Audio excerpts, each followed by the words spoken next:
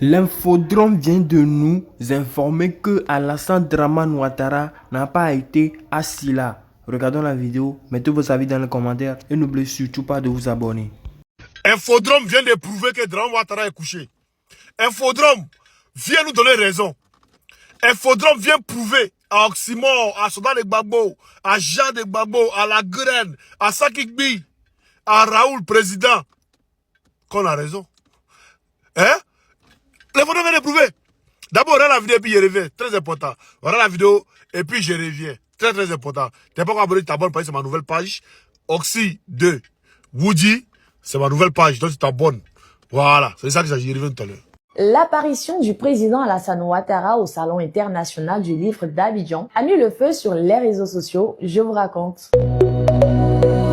Une vidéo publiée par moi, journaliste chez l'Infodrome, montrant le président à l'ouverture du SILA 2026 est devenue très vite virale. Sur Internet, les interprétations ont pris toute une autre tournure. En quelques heures, les commentaires explosent, les théories aussi. Certains internautes, très inspirés, affirment mordicus qu'il ne s'agirait pas du président lui-même. Donc vous saviez que c'est lui qui allait venir, mais il allait juste porter le masque de silicone. Vous lui faire croire que c'est Dramane Ouattara qui était là. D'autres même vont plus loin.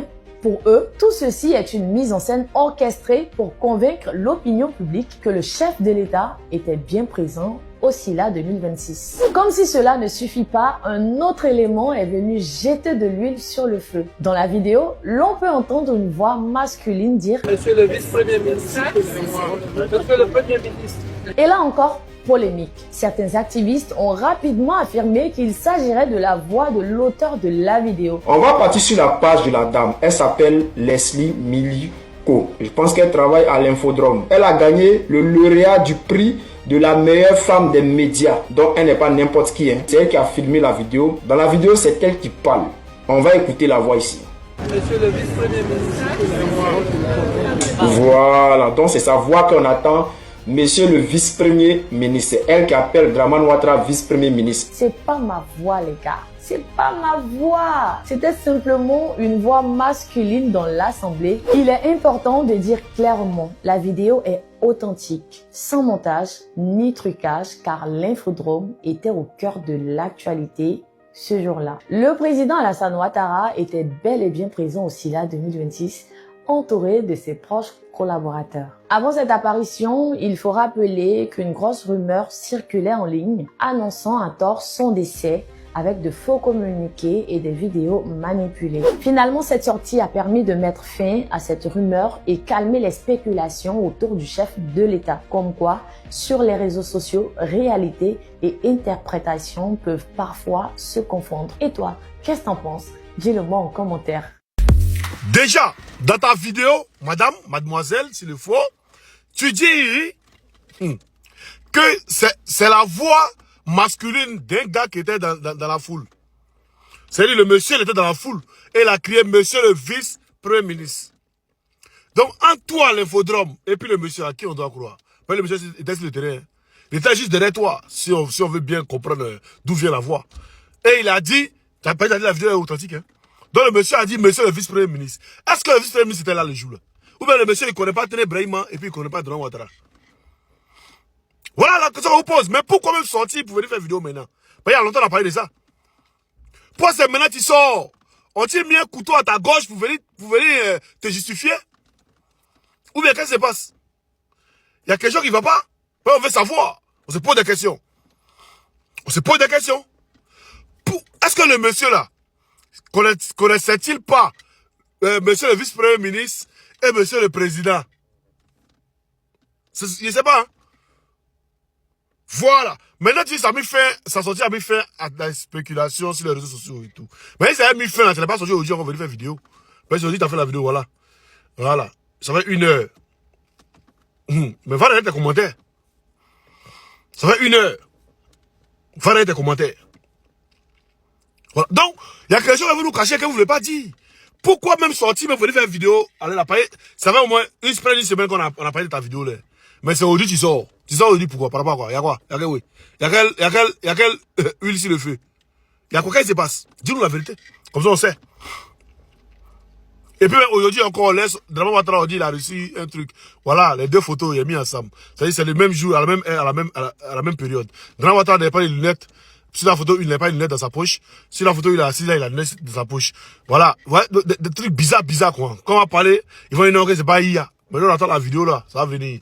Bon, le faudra, ce qui est sûr, nous, on a déjà fini à vous, hein. Voilà, on a déjà fini à vous. Par ailleurs, le monsieur qui est là, il sait qui il a vu. Le monsieur qui a créé dans la vidéo, il sait qui il a vu. Il sait qu'il n'a pas vu Draman Ouattara le jour là. Il sait qu'il n'a pas vu Draman Ouattara. Et on sait quel logiciel on peut changer des visages, hein. Face track et tout, on change des visages avec. On met juste des boutons, de trucs pour changer le visage. Donc, la tête nous distrait. Tous ceux qui étaient là-bas, la tête nous distrait. C'est pourquoi il n'y a pas beaucoup de vidéos qui sont sorties. C'est les vidéos des professionnels seulement qui sont sorties. Il n'y a pas les vidéos amateurs qui sont sorties. La tête distrait les gens. On a ça, abonnez-vous à cette page, partagez la vidéo dans tous les groupes. C'est encore biaga. Il y a des gens qui savent qu'ils vont être chassés du PPACI. Donc, ils sont en train de créer, voilà, en train de prendre les éléments avec qui ils sont venus au PPACI. Mais prenez vos éléments et puis allez-y. Vous n'avez pas compris quelque chose. Gbagbo Laurent, ce n'est pas un parti politique. On ne le suit pas à cause du PPACI. On le suit à cause de son idéologie. On le suit à cause de son combat. On a foi, hein, à son combat. Et Gbagbo même, il se bat pour qui? Il se bat pour nous. Donc on a foi à nous-mêmes leur combat. C'est que Gbagbo, il nous aide. Il nous aide, hein, à combattre pour nous. Sinon, l'État, c'est un président, il peut s'asseoir tranquillement. Mais il nous aide à combattre pour nous. C'est nous qui l'avons choisi, qui l'avons mis là, pour dire, viens, mets-toi devant et puis allons, faut te battre pour nous. Et puis nous, on l'aide à se battre pour nous. C'est ce que vous ne comprenez pas. Donc, Gbagbo, ce n'est pas un parti politique. Qui quitte le PPACI tout à l'heure, il va créer un parti politique. On va affluer là-bas. Donc, Gbagbo, ce n'est pas un parti politique. Donc, vous croyez que vous allez faire des manigances, hein, pour pouvoir casser le PPACI, vous avez menti. Parce que tant que nous, on est là, vous ne pouvez rien créer. Awa Domelo. En 2020, Gbagbo n'était pas en Côte d'Ivoire. Bon, commençons par 2015. Gbagbo n'était pas en Côte d'Ivoire. Si tu étais un homme, que tu bandais là, que tes enfants étaient vraiment tes enfants, que tu bandais là, tu allais venir en 2015 pour être candidat. Tu n'es pas venu. Gbagbo n'était pas en Côte d'Ivoire. 2020, Gbagbo n'était pas en Côte d'Ivoire. Toi encore, le fuyard, le menteur, celui qui fait croire qu'il est l'ami de Poutine. On t'a pas... C'est non, t'as donné un nom. On t'a pas vu en 2020. Et nous-mêmes, nous tous, on l'a condamné. Kakabe qui allait aux élections. Il y a eu des morts, Covid tout ça a été tué, il y a eu beaucoup de morts, il y a eu plus de 100 morts. Maintenant, pourquoi c'est en 2025 où Gbagbo arrive à Côte d'Ivoire que toi, tu veux devenir candidat? Quand vous partez aux élections, il y a eu encore des morts. Nayo, Lopou, beaucoup de villes, hein? À Beauville, il y a eu des morts. Maintenant, tu as aux élections, tu as eu combien de voix? Faites le bilan des élections, vous n'avez pas déjà fait le bilan. Normalement, tu dois des terres, tu dois fermer ta gueule, au fait. Tu dois fermer ta gueule, toi, Awa Domelo. Parce que tu es allé aux élections, là. Fais le bilan, envoie. Le bilan, c'était quoi? Le bilan, c'est pour venir au PPACI, encore, vous cherchez à venir prendre des sauvages qui sont en France, c'est PPACI France ici, qui se jouent, voilà, les trucs et tout. Les gens, mais allez-y, créez vos partis politiques tranquillement. Vous allez voir quand vous laissez tranquille. Bien que vous allez créer son parti politique, là, quand on le voit. C'est quand ils nous attaquent, on attaque. Sinon, on ne le calcule même plus. Si Gbagbo allait créer son parti politique, vous voyez qu'on parle d'elle, on ne la calcule plus. On l'a laissé dans son coin. Et comme ça, on est. Voilà, Afi N'Guessan, il a pris le FPI. On a laissé ça dans sa main. On dit, il a prendre cadeau au Bassou. Si vous êtes des hommes politiques, vous êtes bandants. Allez créer vos partis politiques. Comme ce farfelu de Stéphane Kipré, ce blanchisseur d'argent là. Oui, c'est pas moi qui le dis, hein, c'est l'État ivoirien qui dit que vous êtes des blanchisseurs d'argent. Stéphane Kipré avec Dali là. As-tu presque à tuer Dali ou quoi là? Vous êtes des blanchisseurs d'argent. C'est l'État de Côte d'Ivoire qui vous condamne. Voilà, c'est pas moi. Voilà. Donc, il a dit, vous là, c'est deux blanchisseurs d'argent là. Vous êtes partis aux législatives d'après vous. Que là, vous allez désobéir au président Gbagbo. Vous n'avez pas désobéi au président Gbagbo. Vous allez désobéir au PPACI. Vous allez désobéir à tous les militants du PPACI qui ont dit non à ces législatives. Mais vous êtes partis. Maintenant, j'avoue, vos militants qui vous parlé, vous savez que quand le congrès va avoir lieu là, on vous chasse du PPACI. Donc vous êtes en train de reprendre vos militants et tout. Mais vos militants là, on les connaît tous. On voit jeunesse PPACI, d'autres qui sont en train de créer la jeunesse, c'est MJC ou quoi là. Voilà, ton parti politique farfelu là, affilié à la rébellion là. Vous êtes en train de reprendre encore vos trucs. Mais on savait il y a longtemps. Toi, c'est Stéphane Kipré, quand même par exemple venait en France ici, au moment où nous-mêmes on était contre tous ceux-là. Mais toi, tu te promenais à même par contre dans la même voiture, tu allais dans le même bar. C'est vrai ou c'est faux? Toi, il y a longtemps, tu travailles avec eux. Et c'est pour te récompenser pour avoir, hein, par exemple, pourquoi le président Gbagbo a vu, et puis il dit non, il ne va pas lancer mot d'ordre. Il a vu que tous ces lieutenants à bout, des lieutenants qui sont des traîtres, qui ont donné toute la stratégie au PPACI. Et Mamadou Koulibaly, il est Mamadou Koulibaly encore. C'est pas Mamadou Koulibaly, c'est Mamadou Touré l'a dit, qu'il y a des traîtres au PPACI, qu'ils savent tout ce qui se passe au PPACI, ils ont des traîtres là-bas, ils ont des infiltrés là-bas. Et il n'a pas dit à juste titre. Il savait ce qu'il disait. Il a dit à justice, pardon. Il savait ce qu'il disait. Voilà. Donc, qu'on le veuille ou pas, vous là, vous allez quitter le PPAC. Ça c'est clair. Nous on attend même un congrès là même. Vous allez quitter le PPAC. Vous allez quitter, vont vous chasser comme vous n'avez pas faire vos partis politiques. Si vous voulez vous partir, vous l'affilier au parti politique de Blé Goudé, vous allez vous gérer là-bas. Voilà. Les inattendants, vous allez vous gérer là-bas. On n'en a rien à foutre de vous. Nous, c'est Gbagbo ou Gbagbo. C'est Gbagbo, on connaît. Nous, là, c'est Gbagbo, on connaît. Voilà. C'est Gbagbo, on connaît. Donc, vos bêtises dedans, là. Nous, on vous regarde, on sait tout. Mais si on parle, beaucoup d'Ivoiriens vont dire non, quoi. On a parlé depuis. Non. Oh, c'est bon, faut arrêter ça. Quoi. Donc, on a laissé. On a laissé. Mais, à partir de maintenant, là, ici, on est vous. On est vous. C'est de nous, Diaspocom.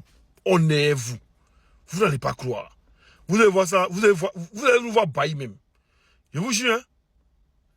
Vous allez nous voir baillir. En tout cas, soyez prêts pour le combat. Déclarez-vous et puis à s'affronter. C'est tout ce qu'on attend depuis là. Déclarez-vous et puis à s'affronter. Voilà. Vous déclarez et puis on s'affronte. Maintenant, on voit qui est garçon parmi nous. C'est tout. On voit qui est communicant. C'est tout ce qu'on demande. Voilà. Ne restez pas parmi nous pour être des censures, pour être ces gens-là qui nous tirent derrière. Ne restez pas parmi nous. Déclarez-vous. Déclarez-vous fort. Et puis maintenant, en courir. On voit ce que vous pesez, ce que vous valez. Voilà. Moi, ici, un Gbagboïs. Voilà, c'est un Gbagboïs. Voilà. Gbagbo à bloc, Gbagbo à mort, Gbagbo à vie, à la vie, à la mort. Gbagbo à la vie, à la mort. C'est un Gbagboïs. Faut être qui que tu veux. Auprès de Gbagbo, il te respecte. Mais tu manques de respect à Gbagbo, il te manque de respect. C'est-à-dire à vie, peut-être de jouer moi mon combat.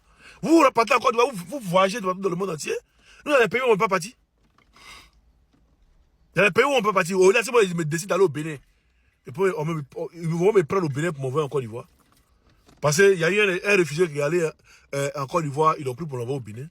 Dans les pays où on ne peut pas partir. Mais vous baladez partout dans le monde entier. Vous baladez. Vous êtes là même pour financer des gens en France ici pour être des dissidents. Vous êtes là pour financer des gens en France ici pour être des dissidents. Vous donnez des cotisations pour les prisonniers politiques. Vous ne cotisez pas. Pour ceux que, à cause de vos bêtises, si vous n'êtes pas allé aux législatives, vous n'êtes pas allé aux élections, au braquage électoral là, vous allez aller au braquage avec qui? Oui, tu es devenu youtubeur. Ah, Domino, tu as vu que tu es devenu youtubeur comme nous tous, non? Tu n'as rien vu encore. Tu vois, tu es tombé comme cacao de gars. Tu n'avais plus rien. Comme ce bâtard de Stéphane qui aussi lui-même là. C'est la fille de Gbagbo qui lui a donné le nom. Et puis il se cache pour aller draguer encore la sœur de Nadi Bamba. Il n'a pas venu nier tout ce qu'il a dit. Il se cache pour aller draguer la sœur de Nadi Bamba. C'est Stéphane qui brille là. Prenez cette vidéo dans tous les groupes. Sur mon nouveau compte, abonnez-vous. Oxy, O-X-Y. Et puis 2. Voilà, 2 en chiffres. Avec maintenant Woody. C'est mon nouveau compte, abonnez-vous. Il me reste que 3 comptes. Voilà, il a créé 2 nouveaux comptes. Il y a un autre compte aussi, de Woody Garçon, où je suis en veste. Voilà. Ça, c'est mon compte. Et il y a le tout premier compte qu'ils ont restreint ici 12 ans là. Voilà, Orsimo de Woody, où je suis en débardeur. Voilà. C'est mes 3 comptes qui sont là. Donc, abonnez-vous sur chacun d'eux. Si on banit l'autre, on prend l'autre, on banit l'autre, on prend l'autre. C'est ça qui s'agit. On est ensemble. Beau toujours. Go à vie. On est ensemble. Oh, puissance. Maliba, puissance. À moi, idée. Ce que j'avais dit hier. Hier, j'avais dit quelque chose. Mais comme quand c'est Orsimo qui parle, comme Orsimo était noir et était un Ivoirien, quand il parle, mes frères noirs ne m'écoutent pas. Hier, j'avais dit qu'il n'y a pas d'Arabes maliens. Hier, j'avais dit qu'il n'y a pas comment on appelle, il n'y a pas de Touareg.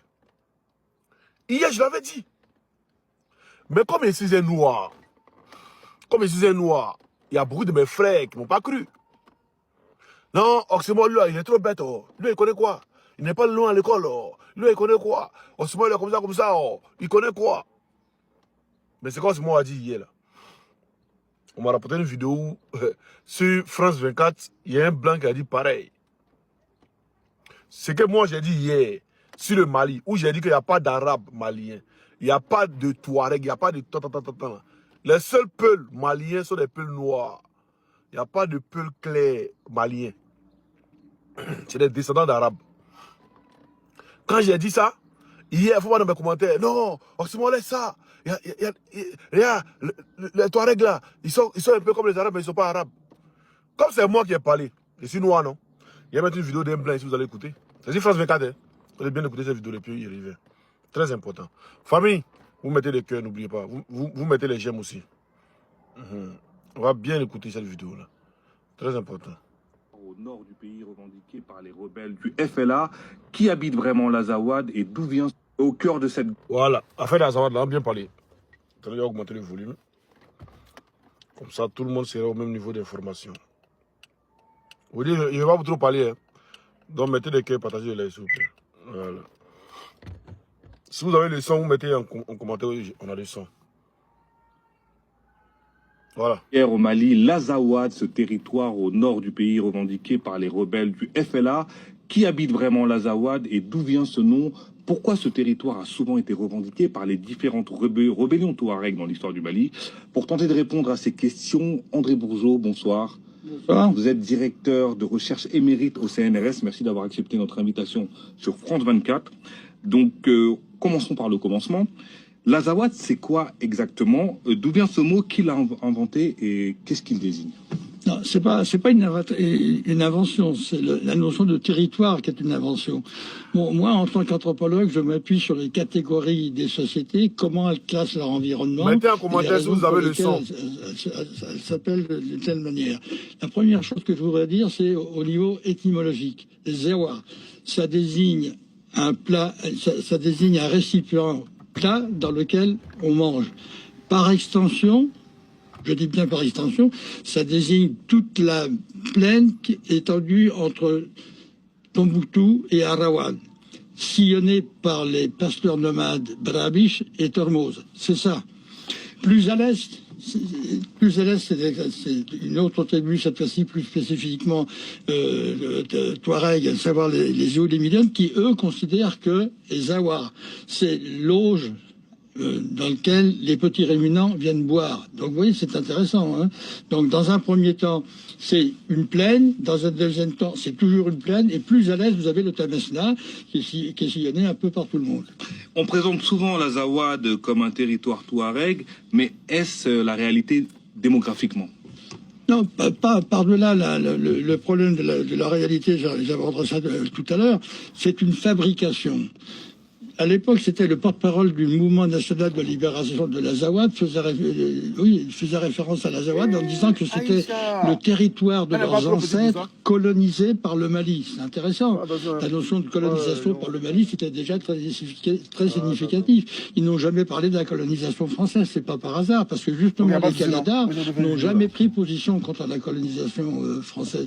À partir de ce moment-là, j'ai été obligé de prendre position, non pas pour des raisons d'ordre politique, mais pour des raisons d'ordre scientifique. Il n'y a jamais eu ni chefferie, ni royaume, ni empire de l'Azawad. Je dis bien jamais, jamais. Comment pouvez-vous parler d'une référence de territoire? Territoire, c'est une notion politique importante. Ça veut dire que c'est un espace que vous pouvez contrôler par des forces armées, des forces militaires. Ça n'a jamais été le cas. Donc face à ça, il y a eu un déferlement, y compris dans les médias. Pratiquement tous les médias ont donné le micro à tous ces gens-là qui sont ultra minoritaires. Je dis bien ultra minoritaires, y compris dans leur communauté culturelle. Mais quelle est la composition démographique de l'Azawad? La composition démographique, alors je ne dirais pas démographique parce que je n'ai pas de données précises sur la démographie. En revanche, j'ai des données très précises sur les communautés culturelles qui occupent cet espace dit Azawad et créé, fabriqué, je dis bien fabriqué, par les groupes armés arabo-berbères. l'ensemble, c'est intéressant parce que... Pause. Ça a été créé, la Zawad a été créée par des groupes armés arabo-berbères. Excusez-moi, j'ai reçu un mail là, il faut que je regarde vite fait.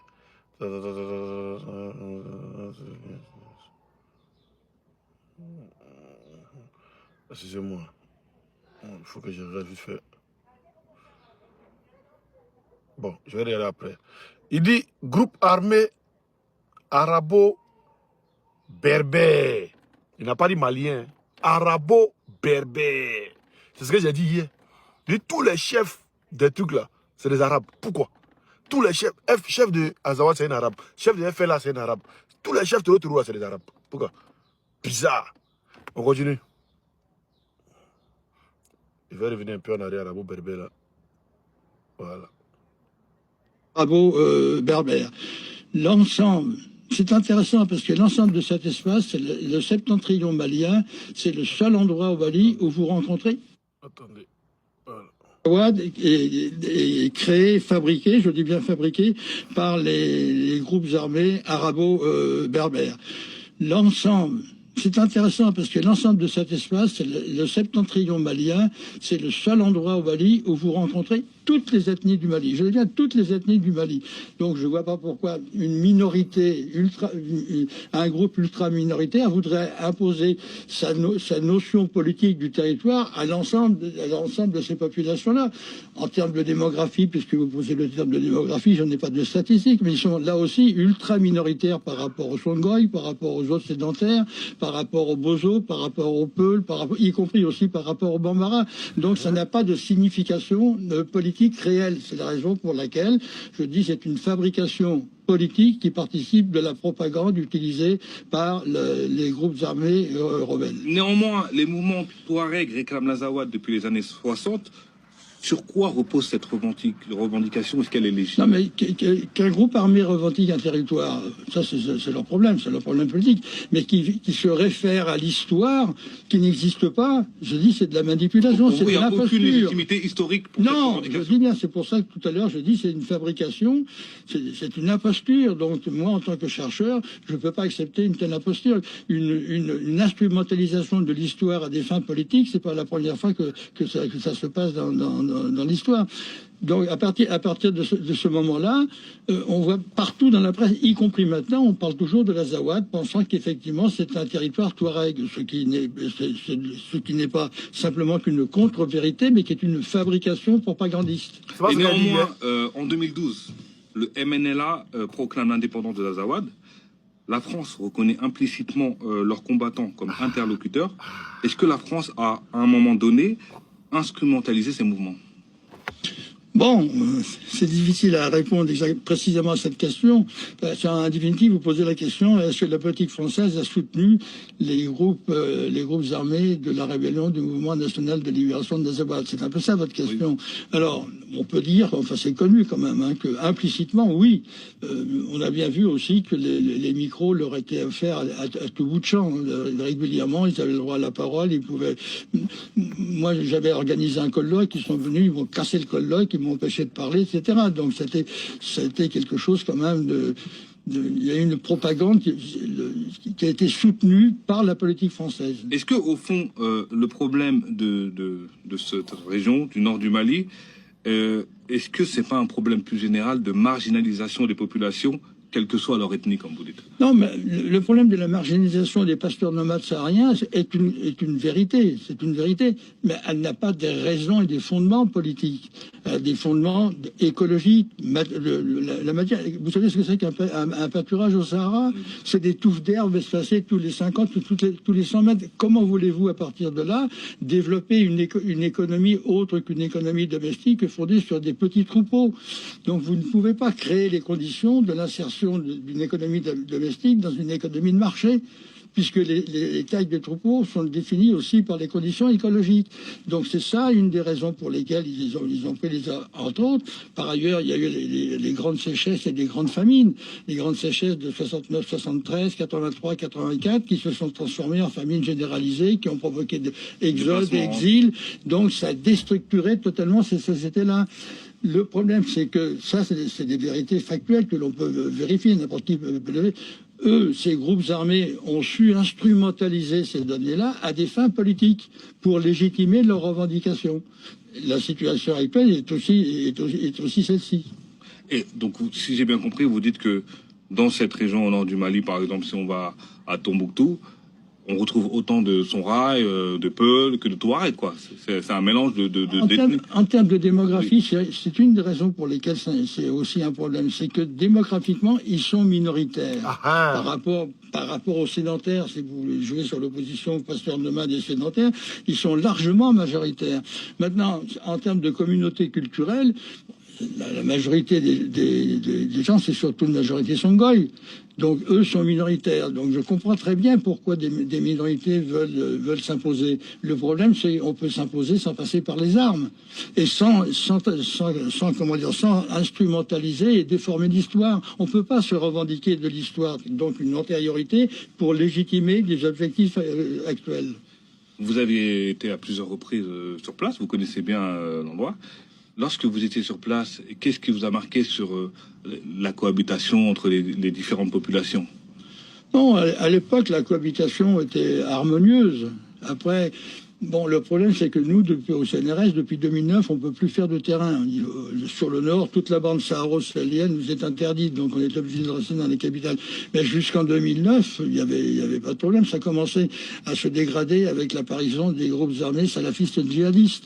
Vous savez, les 10 ans de guerre civile en Algérie, oui. La création du GS, du groupement salafiste pour la prédication et le combat, qui avait été, laminé par l'armée nationale algérienne. Ces gens-là s'étaient réfugiés dans le Nord Mali. Dans le Nord Mali, ils y sont presque sédentarisés. Ils ont épousé des femmes locales, etc. Donc, il y a un maillage de population. Hein. Oui, absolument. Absolument. Donc, les relations avant 2009, c'était... On va bien écouter ce petit patte-là. Presque sédentarisés, ils ont épousé des femmes locales, etc. Donc, il le donne, tonton. Dans les capitales. Mais jusqu'en 2009, il y avait pas de problème. Ça commençait à se dégrader avec l'apparition des groupes armés salafistes djihadistes. Vous savez, les 10 ans de guerre civile en Algérie, oui. La création du GS, du groupement salafiste pour la prédication et le combat, qui avait été, laminé par l'armée nationale algérienne. Ces gens-là s'étaient réfugiés dans le Nord Mali. Donc, c'est les Algériens qui sont arrivés. Dans le Nord Mali, ils y sont presque sédentarisés, ils ont épousé des femmes locales, etc. Donc, il y a un maillage de population. Hein. Oui, absolument. Absolument. Donc, les relations avant 2009, c'était... Enfin, moi, quand je faisais le terrain, il y avait pas du tout d'antagonisme interethnique, si vous voulez. Il y avait une bonne entente, y compris à travers les danses. Si vous prenez, par exemple, le Takamba, dansé par les Songhai, dansé par les Tamashek, etc., ça crée aussi du lien social fondé sur la paix et la reconnaissance de l'autre. C'est à partir de ces années-là, 2007, 2008, 2009, et puis le grand tournant, c'est ce qui s'est passé en Libye avec l'assassinat de Kadhafi. Oui. Ah oui, ça a été dramatique. Je me souviens à l'époque, on avait fait un débat à l'Institut du monde arabe. J'avais alerté les gens qui étaient là en disant ça va être catastrophique sur l'ensemble de l'espace saharo-sahélien. Alors on m'a traité de pro-dictateur, ça se posait pas en ces termes. C'est vrai que le régime de Kadhafi n'était pas particulièrement démocratique, mais il avait jugulé les salafistes djihadistes avec la corruption, avec tout ça, mais il avait créé une stabilité. Bon, quand il y a eu intervention des groupes armés, d'abord franco-britanniques, j'insiste sur cet aspect-là, suivis par les militaires de l'OTAN, ça a été la catastrophe. C'est à partir de ce moment-là aussi que les Tamashek, donc les Touaregs qui avaient rallié les légions islamiques, ont pris les armes, puisque tout ça était ouvert, et ils ont créé le mouvement national de libération de l'Azawad. C'est très clair. Merci beaucoup, André Bourgeot. Merci d'avoir répondu à nos questions dans le Journal de l'Afrique de France 24. Je rappelle que vous êtes directeur. Voilà. Donc, c'est ce que je disais hier. Hier, je l'ai dit. Et il y a des gens comme ici, Oxymore, ici un noir, ici un ivoirien. Voilà. Il y a des gens qui ont dit non, lui, il connaît quoi? Il connaît rien. Pourtant, hier, il dit que tous ces chefs-là, c'est les Arabes. Et pourquoi c'est les Arabes même qui sont au devant de ça? Il dit que c'est les Arabes. Et le monsieur, il vient confirmer ce que moi a dit hier. Hein? La Mauritanie m'a appartient au Mali. Allez, les Noirs n'étudient pas où. Allez, regardez l'histoire. C'est nous vous traitez des bêtes. Non, t'es bête, mais nous, on va fuir. Allez, fuyez l'histoire, vous allez voir. Allez, fuyez dans l'histoire. Vous allez voir. Hey, c'est tellement simple. Vous avez votre téléphone. Il y a tout qui est là. Vous parlez sur Google. Vous parlez sur Google. Vous tapez juste, hein, pouvoir. Voilà. La Mauritanie. On va taper ensemble. La Mauritanie. Il n'y a pas d'arabe en Afrique. Voilà. Attends, dis ça les gens. Lui là, il va dire les Maliens, Koa, Zawad, Touareg. Lui, il est Malien. C'est un arabe. Attends, dis ça les gens, ça. La Zawad, Touareg. Il n'y a pas de Touareg en truc. Il n'y a pas de Touareg au Mali. Attends, dis ça les gens. Il faut qu'on le dise la vérité maintenant. Si on ne dit pas la vérité là, les gens vont trop subir, les gens vont trop mourir. Il faut qu'on le dise la vérité. Il n'y a pas Malien arabe. Depuis qu'il y a un Malien arabe. Coron, les Peuls, les trucs. Les Peuls là, c'est les gens qui sont. C'est un mélange. C'est pas on a trop vécu longtemps ensemble à cause de ça. Sinon les Peuls même, c'est les Arabes qui sont mélangés un peu de noirs, c'est tout. Arrêtez de dire ça les gens. C'est pas ce qu'il disait hier là que le monsieur là vient de dire aujourd'hui. Et c'est pas ça. Donc il faut que le président Assimi Goïta prenne ses responsabilités. Voilà, comme il est devenu maintenant ministre de la Défense, il faut qu'il commence le combat. Et que voilà, ces traites-là soient envoyées au loin, quoi. Qu'ils partent épouser les sept vierges-là. Voilà, qu'ils partent au loin épouser les 7 vierges-là. Comme moi je l'ai dit hier, beaucoup ont dit non, comme ça. Bon, on vous dit c'est un blanc qui a dit, j'espère que vous allez comprendre dans quel combat on est. On est dans un combat démographique. On est dans un combat où ils veulent remplacer les Noirs pour prendre nos terres. On est dans un combat où ils veulent nos ressources sans les Noirs. Dans ce combat, on est. Et ceux qui n'ont pas compris dans quel combat on est là, c'est que eux, ils pensent qu'on est dans un combat de Gbagbo, ou bien on est dans un combat de Ouattara, ou bien on est dans un combat de Assimi, ou bien un combat de Ibé. On n'est pas dans ce combat-là. On est dans un combat où on veut défendre nos territoires. On est dans un combat où on veut défendre notre couleur de peau. Dans ce combat-là. Et si vous n'avez pas encore compris, ben nous, on vous regarde. Et dans l'histoire, il y a toujours eu des traites. Même dans l'esclavage, il y a toujours eu des traites qui ont toujours livré leurs frères. Voilà, aux colons. Il y a toujours eu des traites comme ça, qui ont toujours livré leurs frères, qui ont toujours fait des trucs. Voilà, et il y a toujours eu des combattants qui sont morts pour ne pas aller voilà, dans un pays où ça va. Même il y a des bateaux qui ont fait couler. Mais ça, dans l'histoire, ils ne vous ont pas dit. Il y a des bateaux que les esclaves ont fait couler. Ils sont morts en même temps, les gars. Il y a des esclaves aussi qui ont laminé les colons dans d'autres circoncisions. Mais ça là, jamais on va vous parler de ça dans l'histoire. On doit toujours prôner voilà, le colon ou l'homme blanc qui est trop en haut. Voilà, ou l'homme arabe qui est trop en haut. C'est pourquoi le blanc a sa religion. L'arabe a sa religion, l'asiatique a sa religion, l'hindou a sa religion, sauf le noir qui n'a pas de religion, lui doit suivre la religion des gens. Lui doit toujours suivre. Et affaire de djihadisme et tout. Mais les noirs qui ils prennent dedans, les maliens qui prennent dedans, c'est parce que c'est par la religion qu'ils les prennent, ils les convainquent. Ils les convainquent par la religion. Ça c'est pas la religion, ils allaient convaincre les maliens là, pas quoi. Donc voici aussi une autre façon de manipuler. Même si on veut rentrer dedans pour aller profond, même pendant pendant l'esclavage là, les papes même étaient c'est-à-dire le Vatican même était le pilier de l'esclavage. Mais ça quand on va parler, les chrétiens vont venir se fâcher. Non, pourquoi tu dis ça? Pourquoi tu dis ça? La papauté était le pilier de l'esclavage. Oui. Non bon. Nous on va toujours parler tant qu'on peut parler, hein.